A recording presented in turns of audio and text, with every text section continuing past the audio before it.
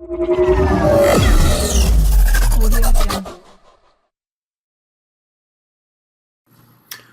to the Aesopians Podcast, where the wisest in the channel come to get their MSP marketing insights. Today we're talking with Benson Bashford of AZComp Technologies, who is the VP of Marketing at AZComp, and AZComp's a healthcare-focused MSP in the Phoenix area. All right, let's dive right in. All right, welcome Benson to the Aesopians Podcast. It's good to have you here. Thanks. Benson Bashford here. And just for the audience's benefit, why don't you kind of tell us, who you are and what you do? Sure. Yeah. My name is Benson Bashford. I've worked here at AZComp Technologies for almost 13 years, getting kind of close to 13 years. The entire time I've worked here, I've been in marketing, but that's actually not my where I came from. I got a degree in construction management, of all things, and I did do construction related work for a long time. I ended up in sales for a subcontractor, and while I was working there, I was noticing a lot of my competitors were getting negotiated deals where they weren't put out to bid, and they just had a relationship with someone, and they just negotiated the contract. And Lance Foster, who's the owner of AZComp Technologies, he and I have been friends for a really long time, and he and I kept going. We would go to lunch occasionally, and I would pick his brain about different stuff because I knew that he was in business and that he was doing marketing related activities, trying to grow his business and whatnot. And so I was telling him about how I was interested in figuring out how to get negotiated deals for the construction work that we were doing. And he's like, that's called marketing, you gotta get people to come to you and develop a relationship with them, and just put yourself in position to where they're not interested in going out to bid, and they just would rather just work with you.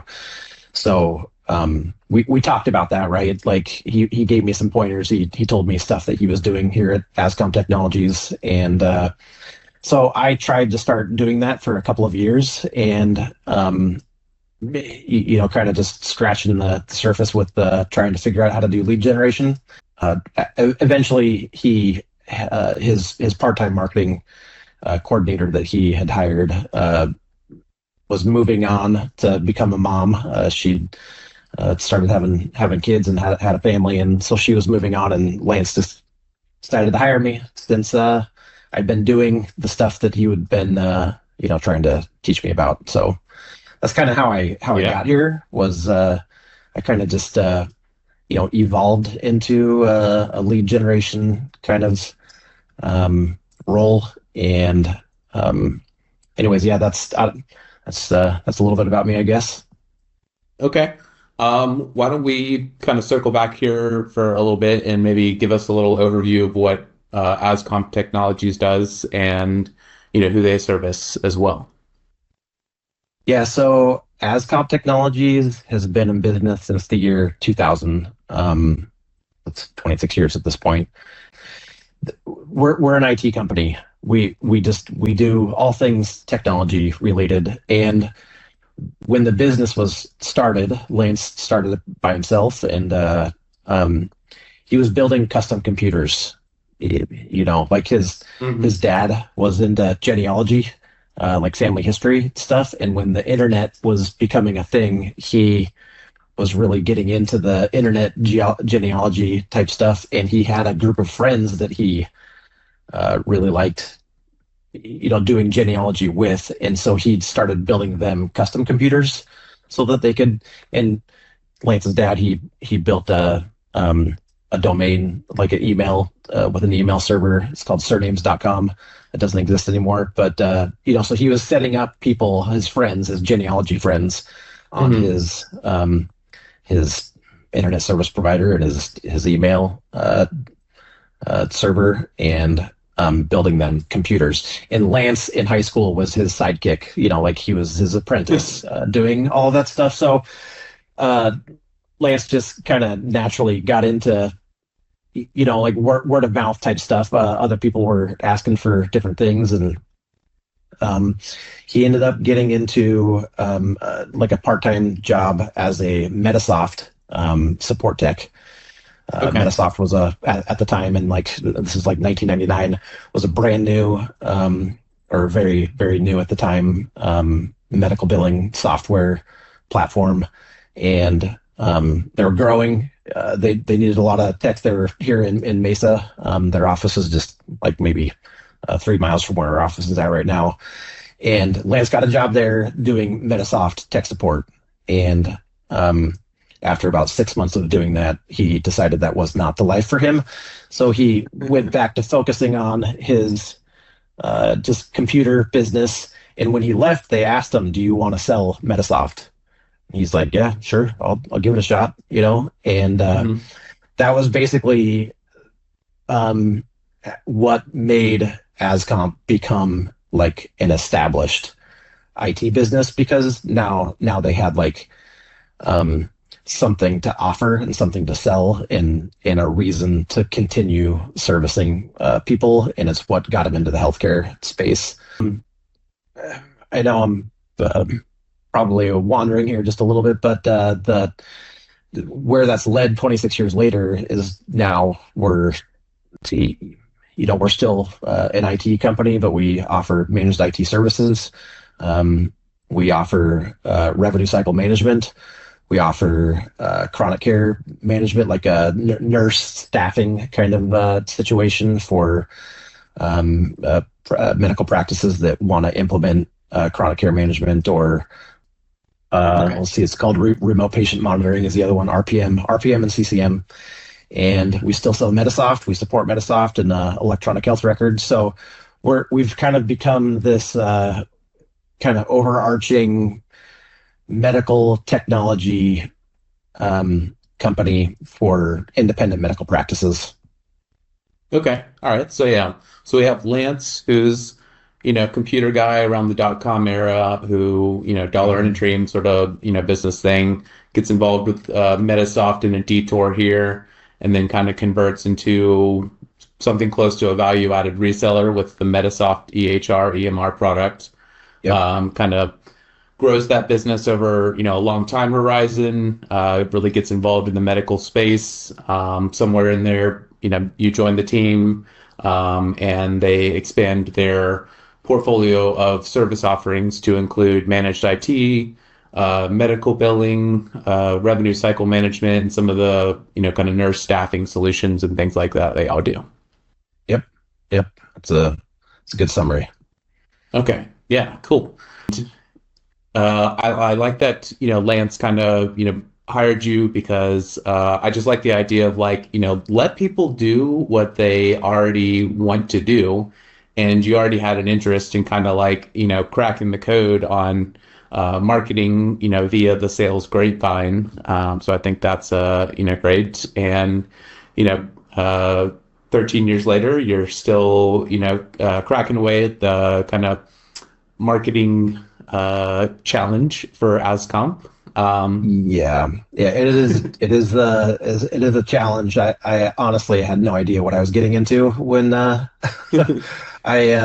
because as a contractor doing lead generation and for an IT business in the healthcare space, doing lead generation are very different things, especially considering that we do a variety of different services to mostly a similar audience, but there's differences in the audiences, and there's differences in the way that you need to approach them and talk to them and stuff. But lead generation, especially from a digital perspective, is so complex. And like the way that my brain works, I'm not like a scientist or an engineer, but I feel like my brain has like scientist / engineer kind of influence, so problem solving, trying to develop systems and process, and like understanding the strategy and stuff, which I feel like is constantly evolving, constantly changing. The tools are changing all the time, and so it's this problem that's never going to end. There's like never going to be a solution to it. Yeah, marketing and technology definitely has a lot of change in it and a lot of adaptation required. Well, why don't you maybe kind of give us a little summary of how things have evolved over the years with, the marketing infrastructure and kind of how the business has changed in the way that it, acquires customers over the years. Mm-hmm. Yeah.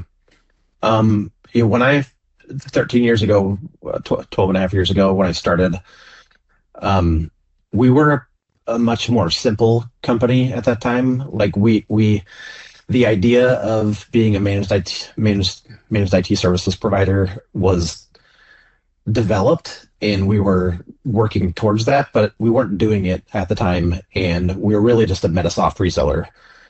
We provided Medisoft support. We sold it. We did training. Did the clearinghouse, but it was all focused around Medisoft. Like the whole thing was just Medisoft, and it was in the middle of the heyday of Medisoft too. What were we going to ask? I guess, was that kind of driven more by like an outbound sales motion, or I guess or were you getting like kind of a referral partner, leads from the Medisoft company themselves, or? Well, up to that point, in I guess that'd be like 2014 when I started.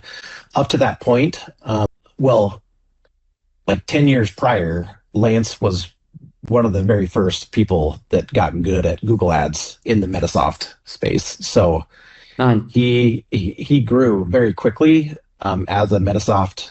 In 2005 we became the number one Medisoft reseller, and we've retained that title for every year since then. 21 years running. We're the number one Medisoft reseller every year, and it primarily is because of ads. I thought I just saw the most recent announcement for this year. Was that that was recent? Okay, yeah. yeah. About a month ago, there was the annual CGM banquet in Las Vegas that they told us that we were the number one reseller again for the 21st year in a row.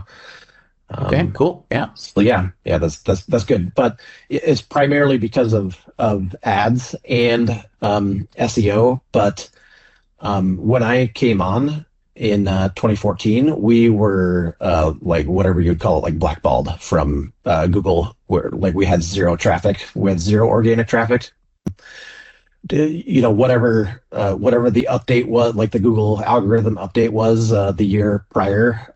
Like I think at the time maybe it was like the Penguin update that I feel like has a little bit of infamy, a little bit infamous. But whatever we were doing at the time before I got here for SEO related activities got us into some trouble. I guess it was maybe a little bit black hat that we probably didn't know if we were doing anything wrong. But Google punished us. But we were doing good in ads still.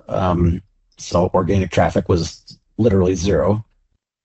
And but that was how we grew, and we established a really good base. Like we, I don't know, being the number one Medisoft reseller for at that point, like close to 10 years or 8 years or whatever, we had developed a very big base of customers that,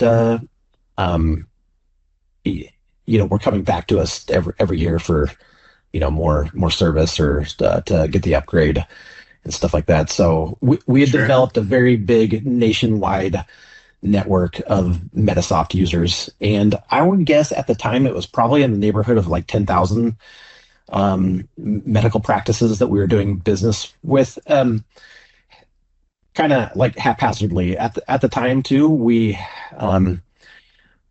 lived and died by the sales that month.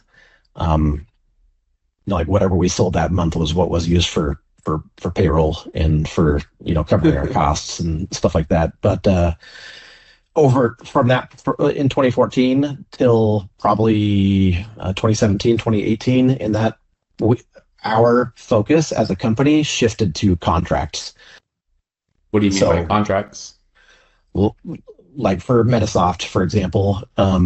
Like just recurring stuff? Yeah, Okay, gotcha. recurring stuff. Yeah. So we changed the way that we sold Medisoft so that it was more of a subscription based, even though it's still a download and install program. We're basically financing the purchase for people and bundling in support and bundling in training and bundling in like a cloud backup, so that we could get recurring revenue with that. So we shifted from. Oh, okay. So what in the early days of Medisoft, it was kind of more of a one-time install sort of deal? Okay, gotcha. Yeah. Well, and it still is. It still is a new version release annually, and we got to sell it and we got to install it for people or they install it themselves. But and we still do sell it that way, which we would call a la carte. Just like you can just buy Medisoft. But the majority of our sales are what we call Medisoft monthly or PM monthly, practice management monthly.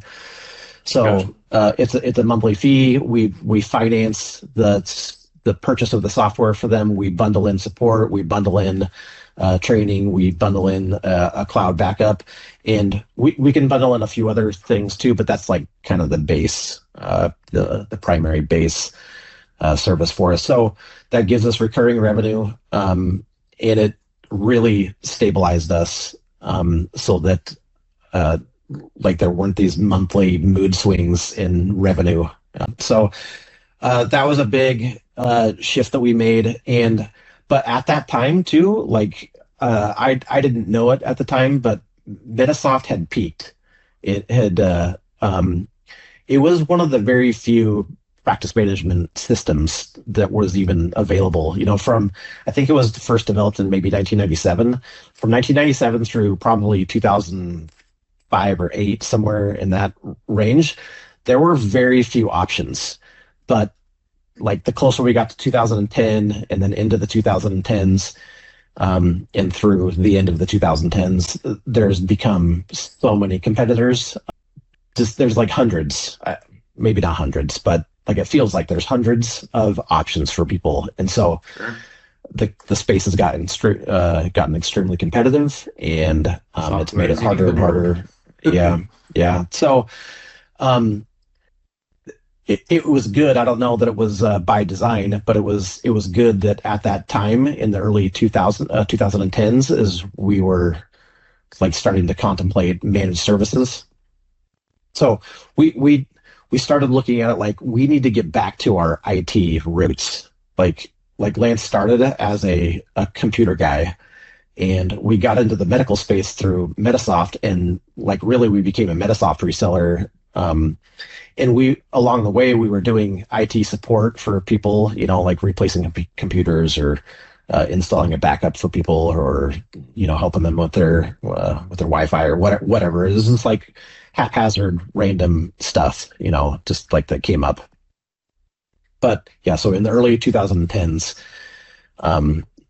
Lance felt very strongly that we need to just reestablish ourselves as an IT company, and managed IT services was the way that we were going to try and go about doing that. And it wasn't until probably about 2015 or 2016, so it took us like several years to kind of get going with it. But so we started marketing it to our existing clients. So we had this big giant pool of medical providers that were buying Medisoft from us, and so they were our first target.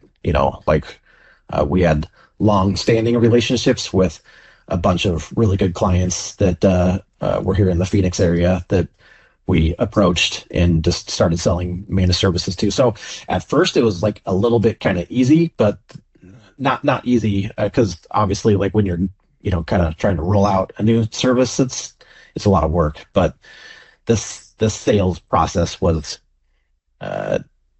easier than it is now, considering that now all of the leads that we're getting are all from strangers. So yeah, sure.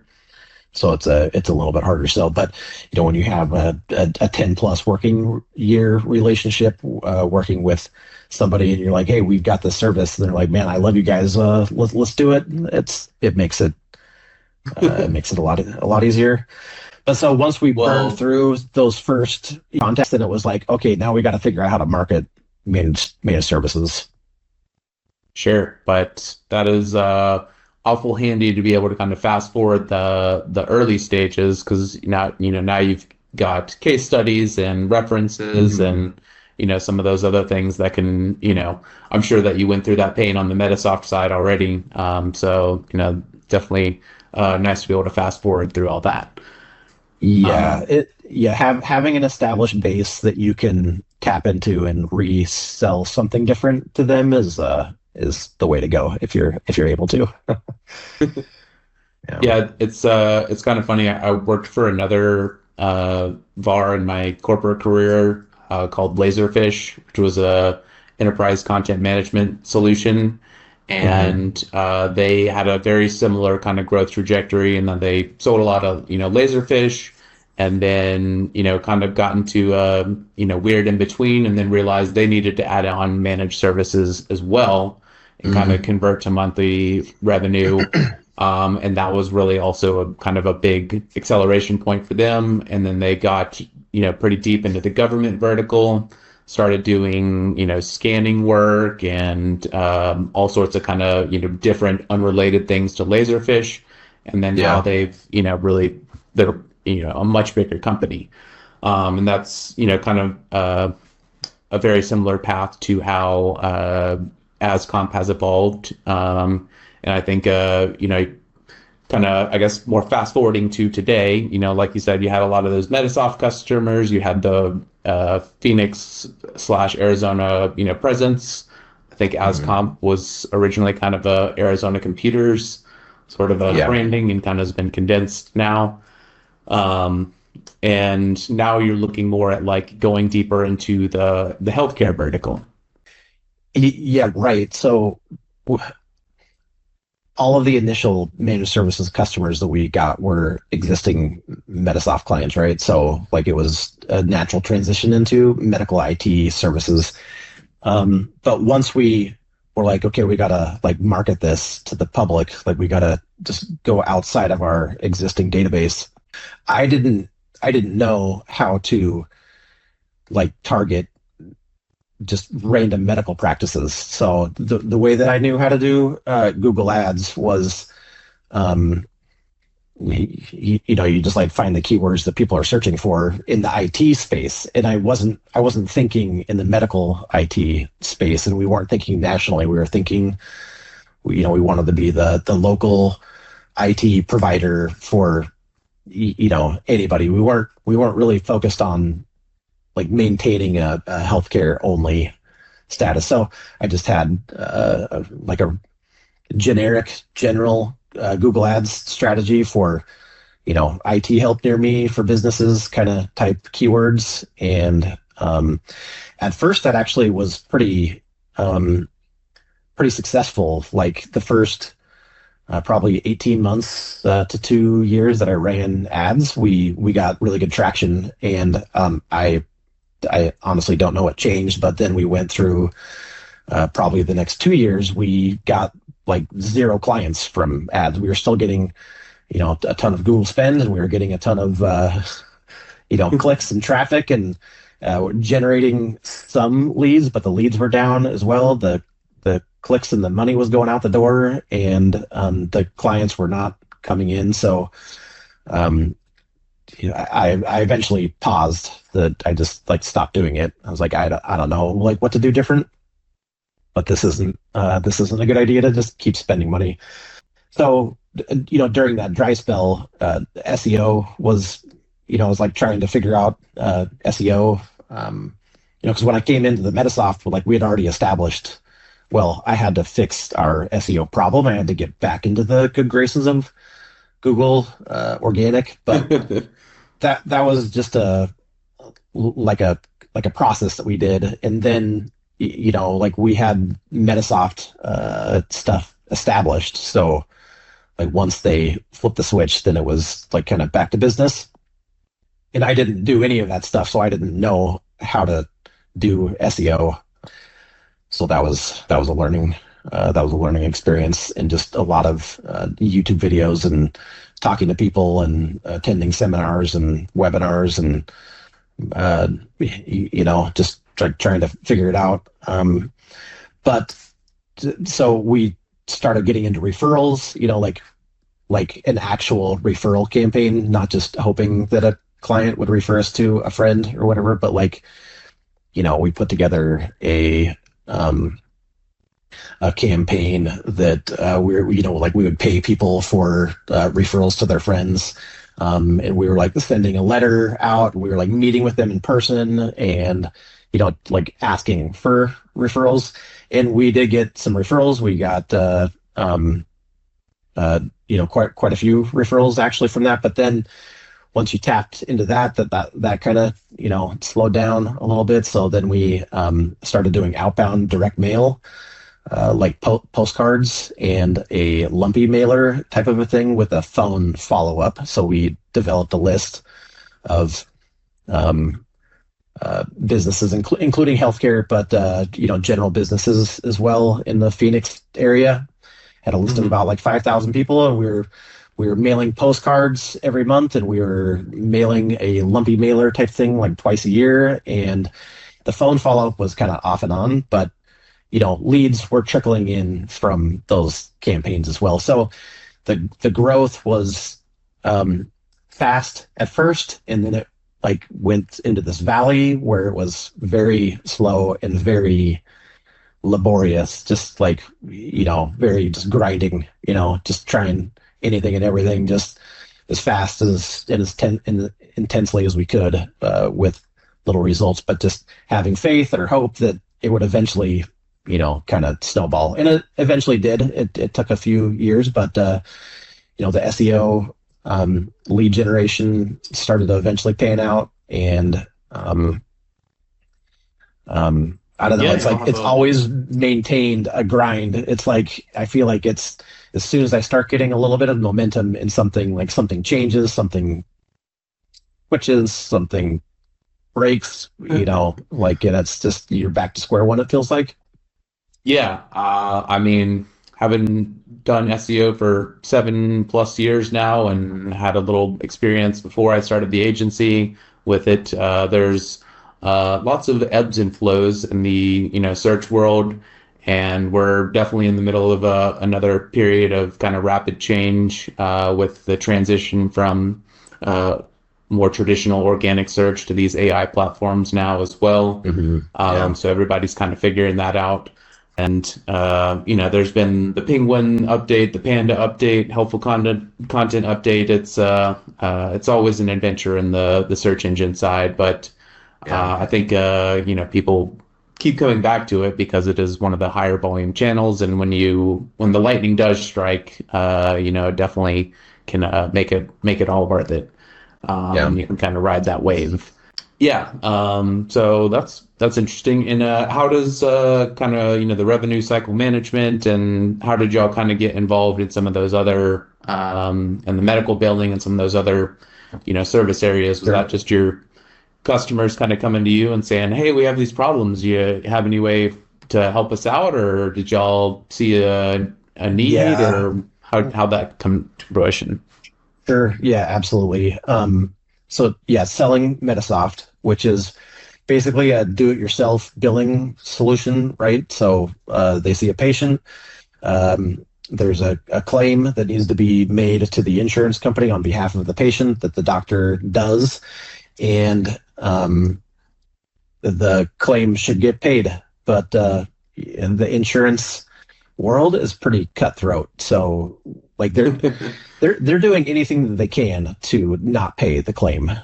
That's basically, I'm sure if you ask the CEO of United Healthcare or Aetna or whatever, they would be very compassionate sounding people and stuff, but it's a business that they need to be profitable in. So denying claims is the easiest way to be profitable, right? So I'm not saying that they just flat out deny everything, but being a biller at a doctor's office is a challenging profession.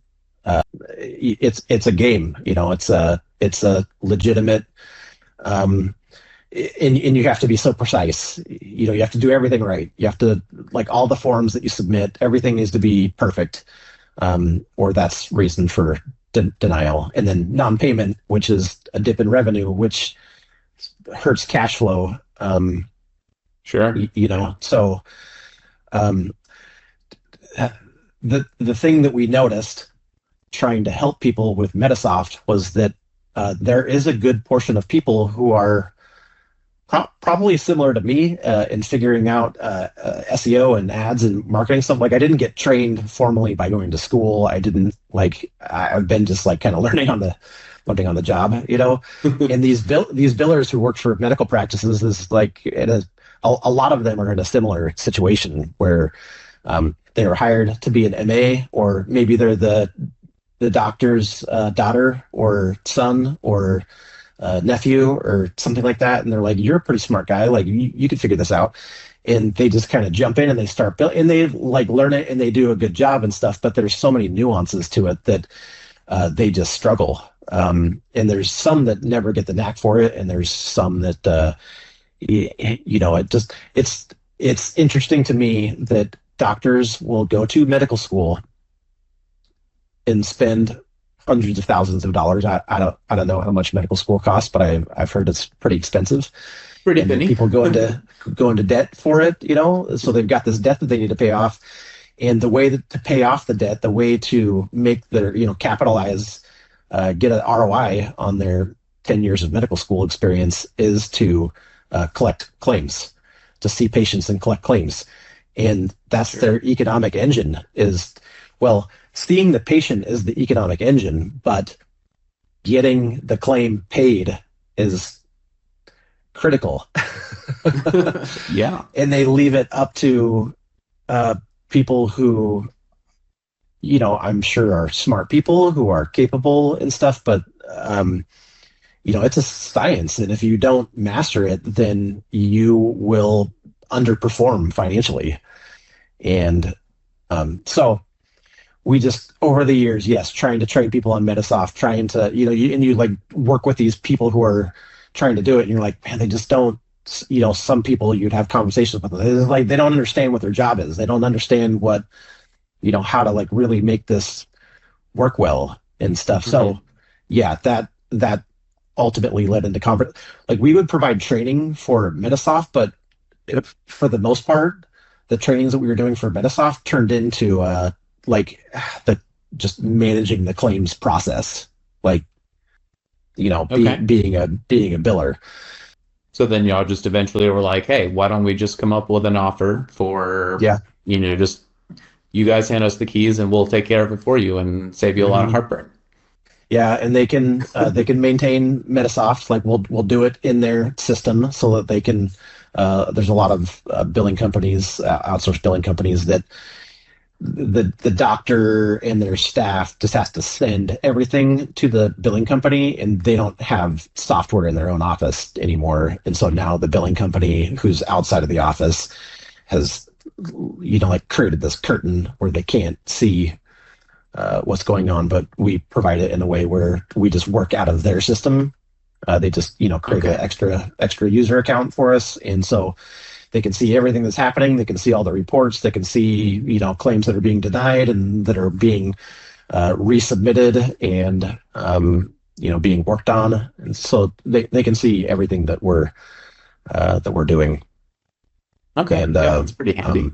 But that it was a see a need, fill a need type of a situation for sure. Okay.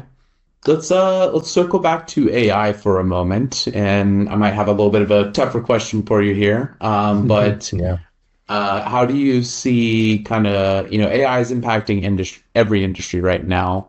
How do you see it kind of impacting healthcare companies? Is there opportunity to integrate AI in claims processing and help, put some sort of add-on onto the Medisoft product? Is it shaping the way that healthcare companies kind of buy or operate? Just kind of curious there, and I know we have some listeners that probably do a little bit of work with healthcare companies as well, and would probably like to hear your thoughts on that. Yeah, the AI tools being developed and becoming available for medical practices is pretty interesting from a just healthcare perspective. I don't really know much about that. I think that there are tools being developed that I've heard about that medical research is really, they call medical practices because they're still learning, right? They're practicing, and people are doing research and developing, new techniques or strategies or new medications or new different ways to do different procedures from just performing healthcare operations. There's a tool being developed that is summarizing all of the reports that are getting published, all of the publications that research companies and doctors are working on. It's overwhelming, the amount of information that is available, right? So there's I don't know much about it, but and this was maybe a year ago that I heard about this too, so I don't know what's happened with it since then, but I know that there's a tool being developed that for AI in regards to research, that a medical doctor can subscribe to the service, put in their specialty, and it'll basically create little podcasts that they can listen to, or little summary articles, and it'll just boil down the information that they need to know so that they can they can be in touch with all of the developments, and then anything that's interesting to them, then they know what to zero in on. They can drill down into that specific thing. But just understanding all of the things that are being developed and the new developments with different procedures and stuff is pretty overwhelming for doctors. So I think that's something that's going to be helpful to them. From a technology perspective, though, dictation has been a thing for a long time. There's a tool called Dragon, and there's other competitors, but basically the doctor will talk into a microphone, it'll do a recording, and it will transcribe the note for them that then goes into the chart, like an electronic chart. So the dictation is just putting the words in there, but now that AI can obviously interpret words and create summaries and stuff like that. So yeah, a lot of electronic health records have AI tools that are being built into them that the way an electronic note works is there's a bunch of little sections, and some EHRs are customizable and stuff, so you can set it up per the way that you want, the way that your workflow works and stuff. But so anyways, you just turn on the dictation tool, and AI is just filling out the note for you electronically, and it's just doing everything for you. And that kind of helps with streamlining some claims processing and things like that. Yeah, well, yeah, it keeps the note organized, and it keeps the information. It puts all of the information in the right places, so that the next time the patient comes back, it's all they can read through the note in a meaningful way where everything is just already summarized for them. And then it's setting it up for the claim to be easier, so that the biller's job is streamlined a little bit there. And then in the claims process too, this is still a little bit more in the AI helping in a note situation is in play right now. From a billing perspective, there's things being developed, but it's not really in play yet. There's still things that are being experimented with. Okay. Yeah, there's definitely stuff on the horizon. All right. Well, we've got a few more minutes left here, so I'm going to do one more quick pivot and just say, kind of from my perspective, working with multiple MSPs and kind of technology companies, I do think that Medisoft does seem to have a pretty good culture, and people are happy to be working there and things like that. So just kind of wanted to, get your thoughts on, what role you've played in kind of facilitating the positive culture at Medisoft, and how you think that's influenced the growth, and just any color you kind of want to add there that our listeners may benefit from, as far as keeping the morale high for the staff and stuff like that. Yeah, and you're talking about a AZComp, right? Not Medisoft specifically. Yeah, sorry, AZComp.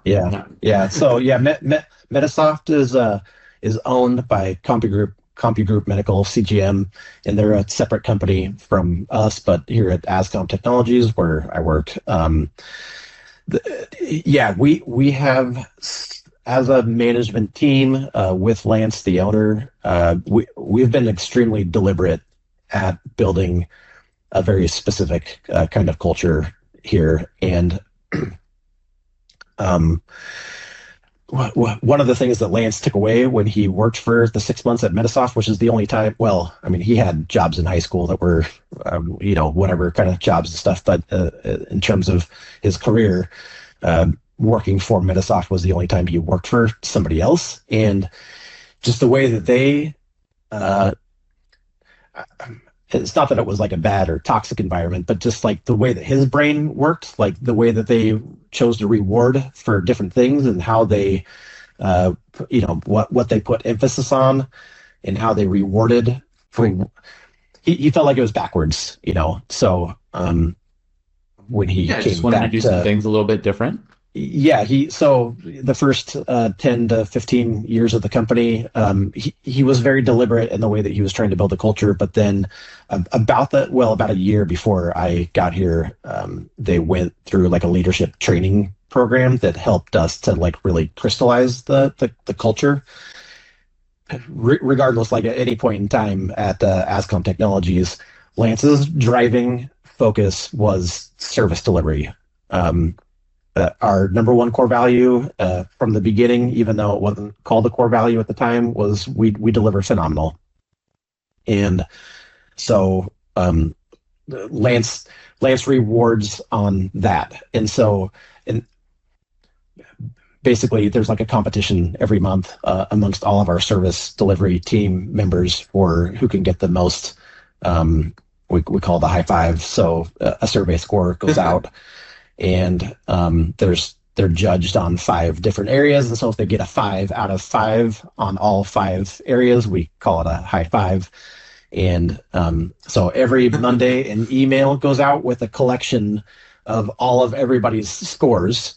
And when people leave a comment too, like there's a space where they can just, free type in a message or whatever. So those messages are all brought into the email as well. And so we all read through those, and they're like all day on Monday, there's like email chatter back and forth about like all of the high fives that were given from the previous week.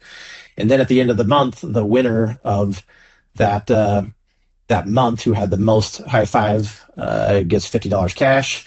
And then at the end of the year, so every month we're giving out cash to the service team winner. Then at the end of the year, whoever was the overall winner for the entire year gets a vacation, like a paid vacation for 2, a vacation for 2. Cool.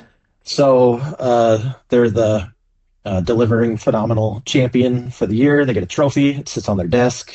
There's one guy with 3 trophies that are sitting on his desk. It's pretty good because it does get distributed, like kind of around. So that's just one example of many of us trying to put a reward system in place for the behaviors that we want as a team, which are all like good behaviors. It's like we're very focused on growth and profit and revenue, of course, because we're in business. But the reason that we're successful is because we deliver phenomenal. And so we try to build everything that we do around just delivering phenomenal. That's that's like the foundation of our service delivery.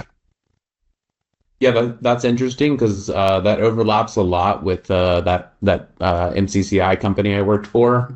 They had a lot of similar things in terms of like focus on positive attitudes and kind of frame things in a positive mindset. They also had kind of leaderboards and kind of some gamification of work, if you will. And I think that helps build a lot of camaraderie, amongst the teams and friendly competition, give some people something to think about other than work, so it's not like they're just in the grind all the time. There's some, regular milestones of celebration and things like that. And I'll freely tell you that was my favorite company I've, worked for. And I had probably the best CEO I've ever worked for. And I would go back and work there in a heartbeat because of that. As somebody who builds a lot of websites, I, ask people like, what are your core values? Like try and get stuff together for the About page. And most MSPs do not have anything like that. So, y'all definitely stand out as, having a lot of that stuff in order. And I think, that's definitely a big contributor to y'all's growth and success to date. And I'm sure will play a role in any, future successes y'all might have. Yeah, I think it all feeds off of each other. The fact that the service delivery is really good anytime we're working with a new client, or trying to sell them, it's really easy to show how like successful we are in terms of delivering high quality services to our customers, because the Google reviews are there. People are very willing to to give us testimonials. And I don't know, it's like you can just feel the energy when people come into our office and, meet with us for a meeting. And it's just very easy to convey that, like, hey, we're going to take care of you. And everything that we tell you we're going to do, we're going to do those things, and it's going to be good. Like you don't need to worry about us being able to fulfill the things that we're telling you that we're going to do. We've got a system, we've got a process for it, and everybody is on the same page with just delivering phenomenal. Yeah, so it just all works together. People do their best work when they're happy, and they don't do their best work when they don't like their jobs very much. So yeah, culture is important. Okay. Is there anything I didn't ask you that you'd like to tell the audience before we kind of wrap up here? No, I feel like we covered a lot of ground, and I'm not usually this talkative, so we talked about a lot of stuff, and I feel like I got everything out. Okay, awesome. All right, Benson. Well, thank you for coming on. We'll definitely get the contact information for you and AZComp Technologies here. So thank you again for coming and sharing the growth story here for AZComp. And if anybody listening wants to reach out, feel free to check out the information there in the show notes. All right, thanks, Hunter.